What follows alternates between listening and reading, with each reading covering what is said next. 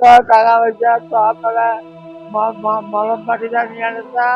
বলছে বাবা কলা খাও বাবা, বাপের কাছে বল কলা খাও।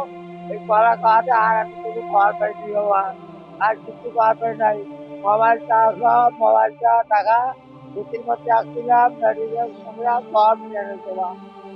আজকে আপনার কাছ থেকে কত টাকা হারিয়ে গেছে? আর টাকা আসবে আমার 25 দিন কাম করছি, তো 25 দিনের মধ্যে দিন পাচ্ছি 5,600।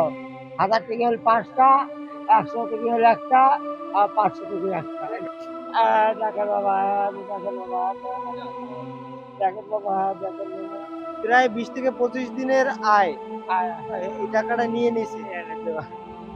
আর এই টাকাটা নিয়ে কি বাড়ি যাওয়ার উদ্দেশ্যে রওনা দিয়েছিলেন? বাড়ি বাড়ি যাবো, বাড়ি, হ্যাঁ বাড়ি যাও দেখি এখন ধান কাটা আসবে। এখন ধান কাটবো, ধান কাটা স্টার্ট হইলে আবার চলে এসছে টাকা। এখন ধান কাটে এসছে, এখন ধান কাটছে। এখন একটা মনে করেন কামড়াতে যখন মনে করেন ধান কাটা 700-800 টাকা হাজিরা পড়ে বাবা। আপনার গ্রামের বাড়ি কোথায়? গ্রামের বাড়ি রংপুর হারাগাছ বাবা। রংপুর হারাগাছ লালমিনা থানা হইলো লালমিনা। এ জায়গায় আসছিলেন কেন? ওই যে মাটির কাজ করি বাবা আমি সব সময় জন্য। মাটির কাজ, মাটি বাবা মাঠে পাতার করে যে মাটি কাটে না, সেগুলো কাজ করছি বাবা। কাজ করছেন কোথায়? আর যে নারায়ণগঞ্জ, নারায়ণ খাজ আছে না, নারায়ণগঞ্জ থেকে নারায়ণগঞ্জ থেকে আসার পথে এই আসা দুর্ঘটনা আসা পথে যখন বাড়ি আসবো, তাতে আমাকে গাড়িতে গলা খরচ দেবো।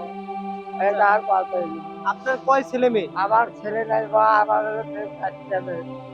4 মেয়ে 3টা বিয়ে দিচ্ছে, আর একটা আছে বা, আর একটা আপনি বলছিলেন যে মাটির কাজ করেন, মাথায় মাথায় বোঝা নিয়ে চলাফেরা করেন।